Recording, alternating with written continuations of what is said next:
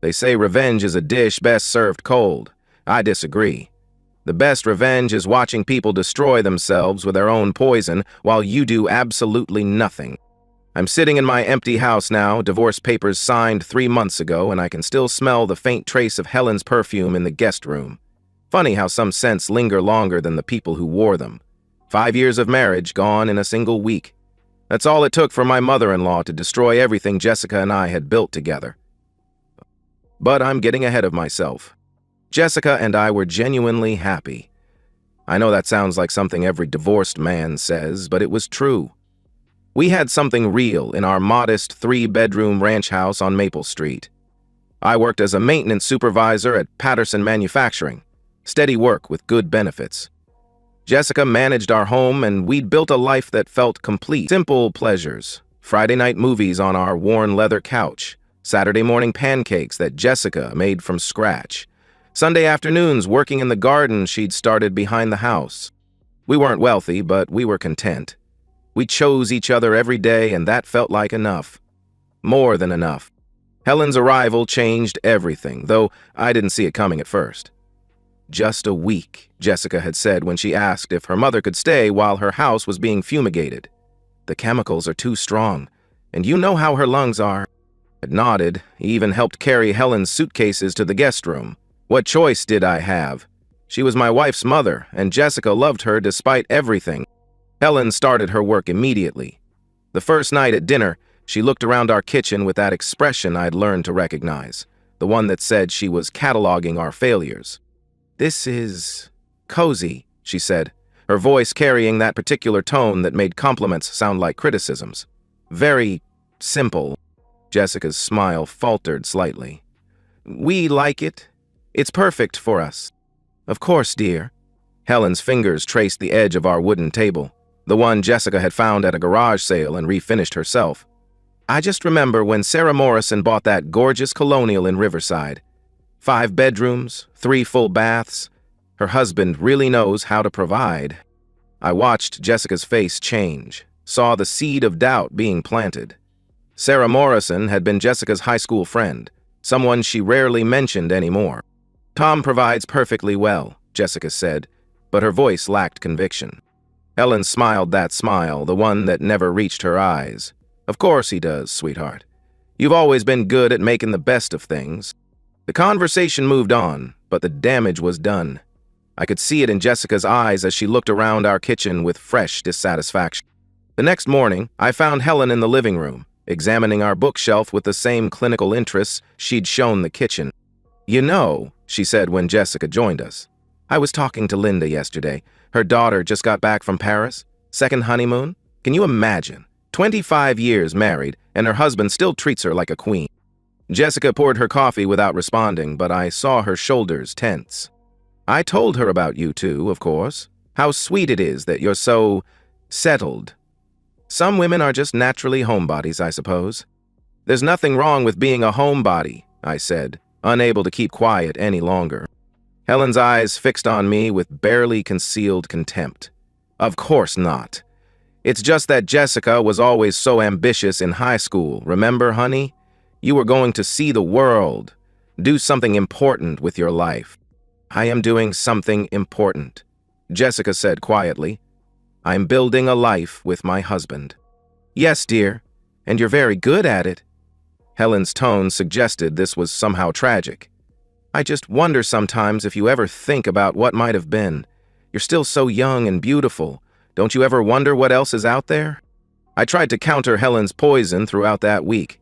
When she criticized our furniture, I reminded Jessica how proud she'd been when we'd saved enough to buy our first real dining set. When Helen made pointed comments about our vacation to Lake George, I talked about how much fun we'd had hiking and fishing together. But every attempt made me look defensive, made me sound like I was trying to convince Jessica to be happy with less. Helen was too skilled for direct confrontation. She wrapped her manipulation in motherly concern, made her poison sound like wisdom. "I just want you to reach your full potential," she'd say, stroking Jessica's hair. "You're settling for less than you deserve, and it breaks my heart." I watched my wife changing day by day. She started looking at our house with different eyes, seeing flaws where she'd once seen charm. She grew distant during our evening conversations, distracted when we watched our Friday night movies. By the end of the week, Helen had escalated her campaign. She suggested Jessica join a gym, get her hair done at a better salon, start going out with some of her old friends again. "You're still young and beautiful," she told Jessica over breakfast on her last day. "Don't let this be your whole life. You deserve so much more." The words hung in the air like a curse. I realized then that Helen wasn't just trying to make Jessica dissatisfied with our life. She was actively pushing her toward infidelity. She was grooming my wife for betrayal, and Jessica was too blind to see it. That night, after Helen had gone home, I lay awake listening to Jessica's breathing and understanding with crystal clarity that my mother-in-law had declared war on my marriage. She'd planted seeds of discontent that would grow into something that would destroy everything I'd built. The old me would have confronted Jessica directly, would have tried to talk through her newfound dissatisfaction. But something had changed in me during that week of watching Helen's systematic destruction of my wife's happiness. I was starting to think strategically, and I realized that if Helen wanted to play games, I needed to understand the rules. The poison had taken root, and I was going to have to decide whether to fight it or let it grow until it consumed everything Helen held dear. Jessica's transformation began immediately after Helen left. Within days, she'd joined FitLife, an upscale gym across town that cost 3 times what our old gym membership had been. I said nothing when she announced it, just nodded and asked if she needed help with the paperwork. "Mom's treating me," she said, not meeting my eyes. "She thinks I deserve to take better care of myself." Helen's money, Helen's influence, Helen's poison. I watched my wife of 5 years start to become someone I didn't recognize. The expensive haircuts came next. Jessica's beautiful brown hair styled into something edgy and attention-grabbing. Then the clothes, form-fitting workout gear that she wore even when she wasn't exercising, dresses that clung to her body in ways that invited stares. "You look beautiful," I told her one evening when she emerged from the bedroom in a black dress I'd never seen before. "Thanks," she said, but her tone was flat, distracted. She was checking her phone, always checking her phone now. The emotional distance grew wider each day. Jessica would come home from her workouts, glowing with endorphins and excitement, but that energy never extended to our conversations. She'd shower, change clothes, and retreat to her phone or laptop. Our evening talks became stilted, our weekend routines abandoned. "How was the gym?" I'd ask. "Fine." "Good. The trainer says I'm making real progress." "That's great. Maybe I could come with you sometime, see what it's about." "It's not really your kind of place, Tom. Very focused, serious people." The subtext was clear. I wasn't serious enough, focused enough, good enough for her new world. I started paying attention to details I'd never noticed before. Jessica's phone, which used to sit casually on the kitchen counter, now went everywhere with her. She'd angle it away from me when texting, delete messages immediately after reading them. She started working out longer, coming home later, always with elaborate explanations about new classes or equipment orientation. The lies were clumsy at first, but they got smoother as she got more practice. I'd call the gym during hours she claimed to be there, only to be told she'd left 30 minutes earlier. She'd mention conversations with trainers who didn't exist, classes that weren't on the schedule. Helen called regularly now, always when I was at work. Jessica would spend long minutes on these calls, her voice animated in ways it never was when she talked to me anymore. When I'd ask about the conversations, Jessica would brush them off as just mom stuff, but I could see the renewed energy these talks gave her. "Your mother seems to be calling a lot lately," I said one evening. "She's just being supportive. She understands what I'm going through." "What you're going through?" Jessica's face hardened. "Growing, changing, becoming who I'm supposed to be." Helen's words, spoken in Jessica's voice. The poison had taken complete hold. I started my own investigation quietly, methodically. I noticed that Jessica's car had more miles on it than her claimed activities would account for. I found receipts for restaurants I'd never been to, coffee shops across town from the gym. Her laundry started including clothes that never made it to our bedroom, expensive items that disappeared as quickly as they'd appeared. The breakthrough came by accident. Jessica had left her phone charging in the kitchen while she showered, and a text came through from someone named Marcus. The preview was enough. "Can't wait to see you tonight. Wear that red dress." I stared at the phone, my hands shaking slightly. The red dress was hanging in our closet, tags still on it. Something Jessica had claimed to have bought for a future occasion. Tonight, she told me she was going to a new yoga class that ran late. I could have confronted her then.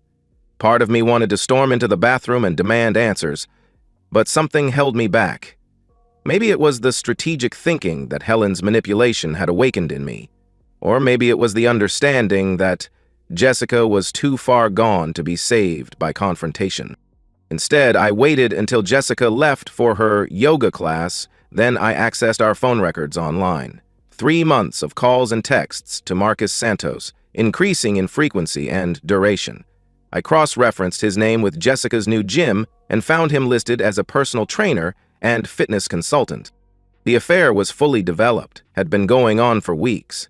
I scrolled through itemized phone bills, seeing the pattern of communication that showed a relationship progressing from professional to personal to intimate. Hour-long calls during my workdays, text conversations that lasted deep into the night after Jessica had gone to bed, claiming exhaustion. I confronted the evidence with a strange sense of calm. The betrayal wasn't surprising. Helen had been orchestrating it from the beginning. What surprised me was how thoroughly Jessica had embraced it, how completely she'd abandoned our marriage for Helen's vision of what her life should be. When Jessica came home that night, glowing and energized in a way she never was after actual exercise, I was waiting in the living room with a beer and a book, the picture of a trusting husband. "How was yoga?" I asked. "Challenging. Really pushed myself tonight." She smiled, and I saw the woman I'd married flickering behind the stranger she'd become. "I think I'm finally getting somewhere." "It's great. I'm proud of you for working so hard." The words felt like ash in my mouth, but I said them anyway. Jessica needed to believe she was getting away with it, needed to feel safe in her deception until I was ready to act. Over the following days, I gathered more evidence. I found text messages when Jessica left her phone unattended. Explicit conversations that revealed not just the physical affair, but her complete emotional betrayal. She talked about me with contempt, called our marriage a mistake, expressed excitement about her new relationship and her plans for the future. The most damaging evidence came from messages between Jessica and Helen. My mother-in-law didn't know the specific details of the affair, but she was actively encouraging Jessica to explore her options and see what else is out there. She told Jessica she had every right to be happy and shouldn't feel guilty about putting herself first. Helen was giving Jessica permission to cheat, framing infidelity as self-empowerment and delayed adolescence. The manipulation was more thorough than I'd imagined. Helen had systematically destroyed Jessica's moral compass and replaced it with selfish justification.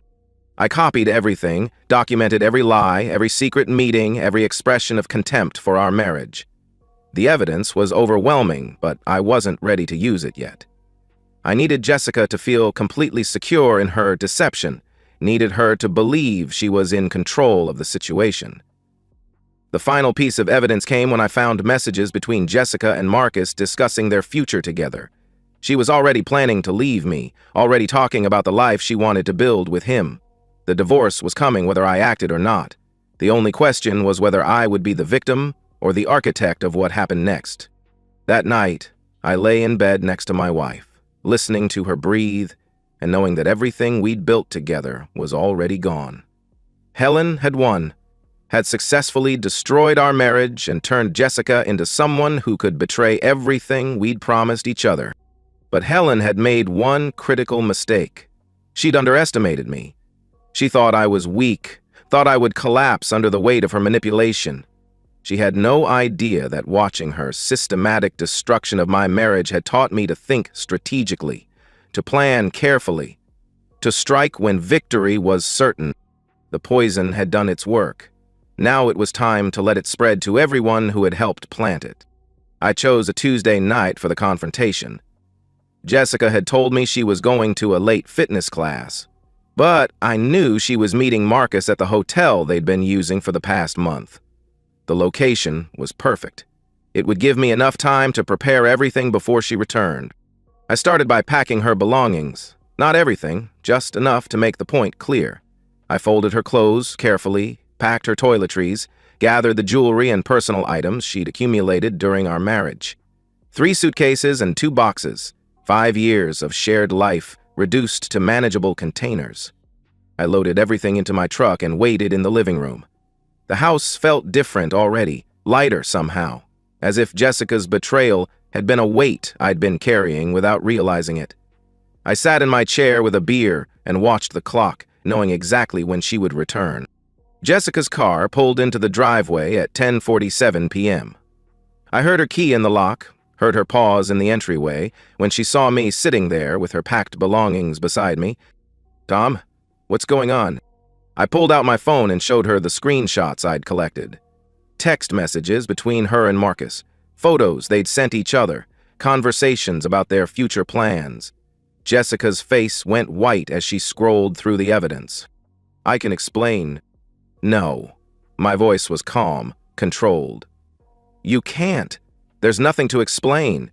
You made your choice, and now I'm making mine." I stood up and grabbed the handles of her suitcases. "I'm driving you to your parents' house. You can figure out what comes next from there." Jessica's shock was genuine. She'd been so comfortable in her deception that she'd never considered the possibility of being caught. "Tom, please, can't we talk about this? I never meant for this to happen." I walked past her to the truck, loading her belongings into the bed. "Get in the truck, Jessica. We're done talking." The ride to her parents' house was silent except for Jessica's intermittent attempts to explain, minimize, or shift blame. I ignored all of it, focused on the road ahead and the satisfaction of finally acting decisively after months of watching Helen's manipulation unfold. "This is crazy," Jessica said as we pulled into her parents' driveway. "You're throwing away 5 years of marriage over a mistake. People work through these things." I parked and started unloading her belongings. "Some people do. We're not going to be those people." I carried her suitcases to the front door and rang the bell. Robert answered, looking confused and concerned at the sight of his daughter's belongings on his doorstep. "Tom, what's going on?" "Ask Jessica," I said, handing him the last box. "She'll explain everything." I walked back to my truck without looking back, leaving Jessica on her parents' doorstep with her suitcases and the consequences of her choices. The drive home was the most peaceful I'd felt in months. Jessica immediately began spinning her version of events to her parents. I knew she would. It was the next logical step in her self-deception. She told them I'd thrown her out over nothing, that I'd been controlling and unreasonable, that I'd refused to listen to her explanations. Helen embraced this narrative immediately. She'd been waiting for this moment, had been preparing for it since the day she'd arrived for her week-long visit. This was validation of everything she'd said about me, proof that she'd been right all along. "I told you he wasn't good enough for you," she said, holding Jessica while she cried. "I knew this day would come. He was never worthy of you, sweetheart." Robert's protective instincts were triggered by what he believed was his daughter's mistreatment. Helen skillfully manipulated his emotions, directing his anger toward me while positioning herself as the wise mother who'd seen this coming. She painted me as the villain who'd callously destroyed his daughter's happiness over a minor indiscretion. "Someone needs to talk sense into that boy," Robert said, his voice tight with anger. "He can't just throw away a marriage like this. Jessica made a mistake, but marriage is about forgiveness." I knew Robert would come. He was a good man, a loving father who would do anything to protect his daughter. Helen would make sure of that, would fan his anger until he had no choice but to act. 2 days later, I was waiting in my kitchen when Robert's truck pulled into my driveway. I watched him walk to my door, his shoulders set with determination, his face hard with righteous anger. He knocked firmly, the sound echoing through my empty house. "We need to talk," he said when I opened the door. I stepped aside and let him in. "I figured you'd come." Robert's anger was immediate and intense. "What the hell is wrong with you? You throw my daughter out like garbage and won't even discuss it? 5 years of marriage and you end it over one mistake?" I didn't argue or defend myself. Instead, I walked to the kitchen table where I'd laid out printed copies of Jessica's text messages and photos. "Look at these, Robert. All of them." He started to protest, but something in my voice made him sit down and pick up the first page. I watched his face change as he read, saw the exact moment when his anger shifted from protective father to betrayed husband. The evidence was overwhelming. Jessica's affair wasn't a mistake or a moment of weakness. It was a calculated betrayal that had been going on for months. The text messages showed her contempt for our marriage, her excitement about her new relationship, her plans for a future that didn't include me. "Jesus Christ," Robert whispered, staring at a particularly explicit message. This is not the daughter I raised." "Keep reading," I said gently. "Look at the messages between Jessica and Helen." Robert's transformation was complete when he saw Helen's role in encouraging Jessica's affair. The messages showed Helen giving Jessica permission to cheat, framing infidelity as self-empowerment, actively undermining our marriage with her manipulation. "She knew," Robert said, his voice hollow. "Helen knew this was happening and encouraged it." I sat down across from him. "Helen orchestrated it. She's been working to destroy my marriage since the day she walked into my house. Jessica was just the weapon she used." Robert's anger was now directed exactly where it belonged. We sat in my kitchen, two men who had been victimized by Helen's manipulation, understanding each other perfectly for the first time. "I'm divorcing her," Robert said after a long silence. "I can't stay married to someone who would do this to our family." I nodded. "I figured you would. Helen won't stop until she's destroyed everything good in your life. She's been doing it for years, hasn't she?" Robert's laugh was bitter. 23 years of marriage, and I'm just now seeing it clearly. Every relationship she's interfered with, every friend she's driven away, every moment of happiness she's poisoned. She's been systematically destroying our family, and I've been too blind to see it. We talked for another hour, sharing stories of Helen's manipulation, understanding the pattern of her behavior. Robert left my house with copies of the evidence and a clear understanding of what he needed to do. The confrontation at Robert's house was explosive. Helen tried every manipulation technique she'd perfected over the years, but Robert had finally seen through her poison. He presented the evidence of her role in Jessica's affair, her systematic destruction of our marriage, her betrayal of everything their family was supposed to represent. Helen's denials were frantic and desperate. She tried to minimize her role, to redirect blame, to make herself the victim of circumstances beyond her control.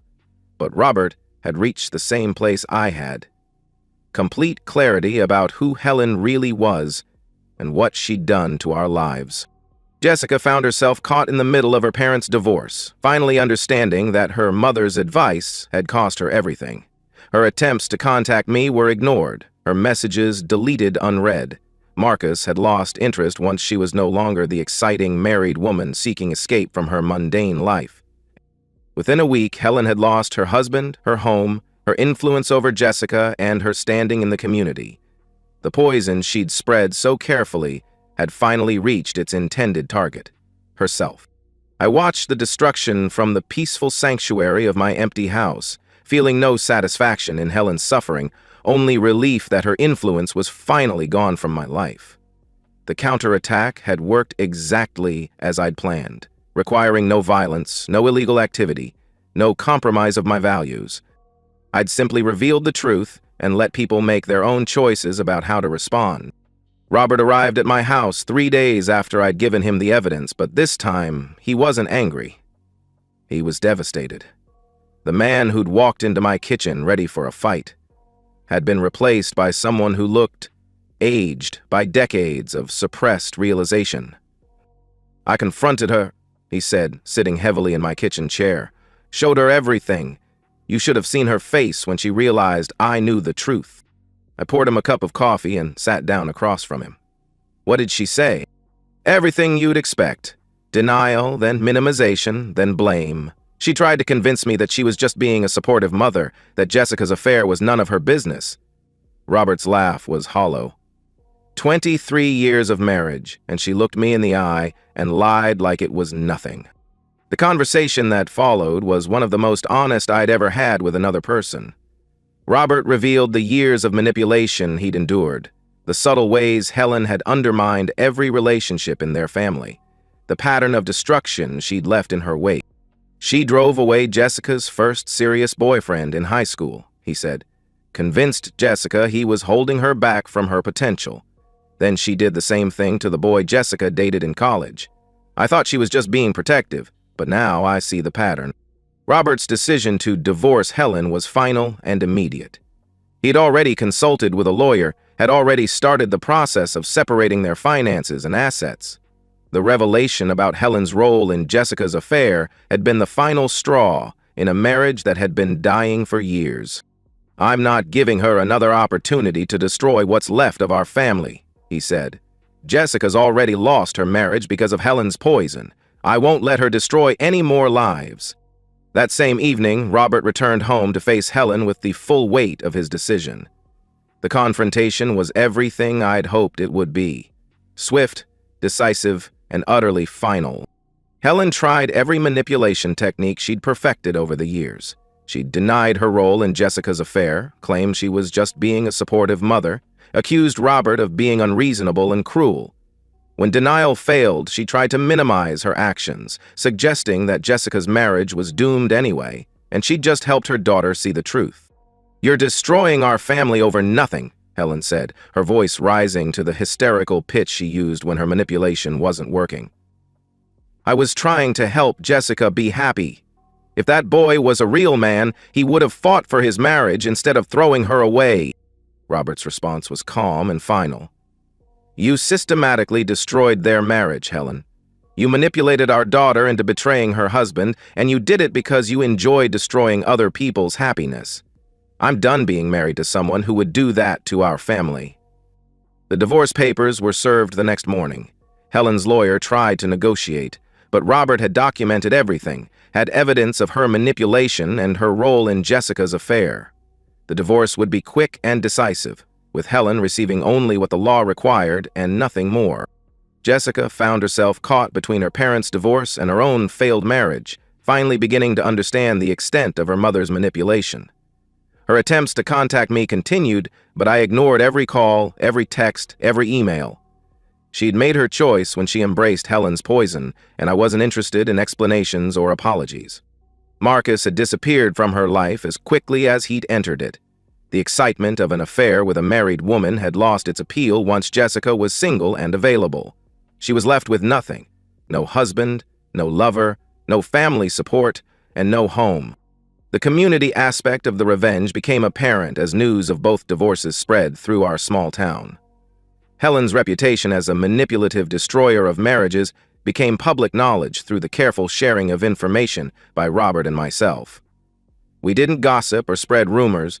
We simply told the truth when asked, and the truth was damning enough. Helen's social circle contracted rapidly as people understood her true nature. The women who had once sought her advice began to question her motives, began to remember their own experiences with her manipulation. Friendships that had lasted decades evaporated as people realized they'd been tools in Helen's games. The isolation was complete and devastating. Helen had built her identity around her ability to manipulate and control others, and once that ability was exposed and neutralized, she had nothing left. She was forced to sell the house she'd shared with Robert, had to find new living arrangements, had to start over in a community that now understood exactly who she was. Jessica's world collapsed just as thoroughly.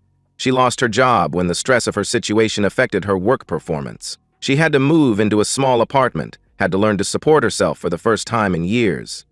The comfortable life she'd taken for granted was gone, replaced by the harsh reality of consequences. Her attempts to reconcile with me became more desperate as her situation deteriorated. She called my work, showed up at my house uninvited, sent letters through mutual friends. All of it was ignored, all of it was futile. The woman who had betrayed our marriage for Helen's vision of a better life was learning that actions have consequences, and some consequences are permanent. The most devastating blow came when Jessica realized that her relationship with her father had been permanently damaged. Robert blamed her for enabling Helen's destruction, for choosing her mother's manipulation over her marriage. The family that Helen had claimed to be protecting was shattered beyond repair. 3 months after the confrontation, Helen was completely alone. She'd lost her husband, her home, her daughter, her social standing, and her identity. The woman who had systematically destroyed other people's happiness had finally destroyed herself with her own poison. The revelation phase was complete. Everyone who mattered now understood Helen's true nature, and the consequences of that understanding were swift and merciless. I hadn't had to become the villain because Helen's own actions had created her downfall. Justice had been served, and it was more perfect than anything I could have engineered myself. 6 months after the confrontation, I stood in my kitchen making morning coffee and realized I couldn't remember the last time I'd thought about Helen. The woman who had consumed so much of my mental energy, who had driven me to strategic thinking and careful planning, had simply faded from my consciousness like a bad dream. The aftermath had unfolded exactly as I'd anticipated. Helen's world had collapsed completely and permanently. She'd lost everything that mattered to her: her marriage, her home, her influence over Jessica, her social standing in the community. The divorce from Robert had been swift and devastating, leaving her with minimal assets and no support system. Robert had rebuilt his life with remarkable speed and determination. He'd sold the house he'd shared with Helen, bought a smaller place across town, and started dating a woman from his church, someone kind and genuine who represented everything Helen had never been. When I saw him at the grocery store, he looked younger, happier, free from the weight of Helen's manipulation. "Best decision I ever made," he told me, shaking my hand with genuine warmth. "I should have done it years ago. Thank you for opening my eyes." Jessica was living in a one-bedroom apartment downtown, working at a department store for the first time in her adult life. The transformation from pampered wife to struggling single woman had been harsh but educational. She'd learned to support herself, to make her own decisions, to face consequences without someone else to blame. Her attempts at reconciliation had stopped months ago, replaced by a grudging acceptance that our marriage was truly over. The last message she'd sent was brief and surprisingly mature. "I understand now what Mom did to us. I'm sorry for my part in it. I hope you find happiness." I'd read it without emotion, filed it away without responding. Jessica's apology was sincere, but it was also irrelevant. The woman who had betrayed our marriage for Helen's poison had made her choice, and choices have consequences that apologies can't erase. Marcus had vanished from Jessica's life as quickly as he'd entered it. The excitement of an affair with a married woman had lost its appeal once she was single and available. He'd moved on to new conquests, leaving Jessica to face the reality that she'd destroyed her marriage for someone who'd never been serious about her. The community had absorbed the lessons of Helen's manipulation with remarkable efficiency. Her reputation as a destroyer of marriages had become common knowledge, passed along through the careful sharing of truth by those who'd witnessed her work. She'd been forced to leave town entirely, relocating to a city where no one knew her history. I'd heard through Robert that Helen was working as a receptionist at a medical office, living in a small apartment, essentially starting over at 62 years old. The woman who had built her identity around manipulating others had been stripped of that power and reduced to ordinary survival. The poetic justice was perfect because it required no ongoing effort from me. Helen had created the very situation that destroyed her life. Her manipulation had been so thorough, so systematic, that once it was exposed, the consequences were inevitable and permanent. My own transformation had been just as complete, though in the opposite direction. I'd emerged from the experience stronger, wiser, and more at peace than I'd been in years. The strategic thinking that Helen's manipulation had awakened in me had become a permanent part of my character, but without the anger that had initially driven it. I was dating again, but with a different approach. The experience with Helen had taught me to recognize manipulation early, to identify the subtle signs of toxicity before they could take root. I'd developed strong boundaries and the confidence to enforce them, understanding that protecting my peace wasn't selfish, it was necessary. My relationship with Sarah, a teacher I'd met at the library, was built on mutual respect and shared values. She'd heard about my divorce through mutual friends and had asked me directly about what had happened. I told her the truth, simply and honestly, without drama or bitterness. "Some people are just toxic," she'd said after I'd finished the story. "The important thing is that you didn't let their poison change who you are." Sarah was right. I hadn't become bitter or cynical. Hadn't let Helen's manipulation turn me into someone I didn't recognize. I'd learned to be more cautious, more observant, more protective of my peace, but I'd maintained my fundamental decency throughout the entire ordeal. The house on Maple Street had been transformed as well. What had once felt empty and sad now felt peaceful and welcoming. I'd redecorated, had friends over for dinner, had created a space that reflected who I was rather than who I'd been with Jessica. Standing in my kitchen that morning, I reflected on the nature of revenge and justice. The best revenge hadn't been about destruction, it had been about revelation. I'd allowed Helen to reveal her true nature and face the natural consequences of her choices. By refusing to engage in drama or retaliation, I'd maintained my integrity while Helen destroyed herself with her own poison. The wisdom I'd gained was hard-won but valuable. Some people will always try to poison what you've built, but the key isn't fighting them, it's building something so strong that their poison can't touch it. And sometimes, the most powerful response is simply stepping back and letting toxic people face the consequences of their own actions. Helen's manipulation had been comprehensive and systematic, but it had also been self-defeating. She'd destroyed Jessica's marriage, her own marriage, and her relationship with her daughter in pursuit of some twisted vision of control and dominance. The poison she'd spread so carefully had finally reached its intended target, herself. The justice was poetic because it was natural, inevitable, and permanent. Helen had created the very situation that destroyed her life, and no amount of manipulation could undo the truth once it was revealed. She'd lost everything that mattered to her, because she'd chosen to destroy everything that mattered to others. I finished my coffee and prepared for work, feeling grateful for the peace I'd found and the lessons I'd learned. The experience had taught me that the most powerful victories are the ones where you don't have to become the villain, where truth and patience triumph over manipulation and poison. Helen was gone from my life, and I was stronger for having survived her assault on my happiness. The revenge was complete, and it was perfect. And that's the end of today's story. If you enjoyed it, please give this video a thumbs up and drop a comment below. Your support helps the algorithm push my content further. If you're new to the channel, don't forget to hit that subscribe button. It really helps me keep creating more stories for you. Thanks for watching, and I'll see you in the next one.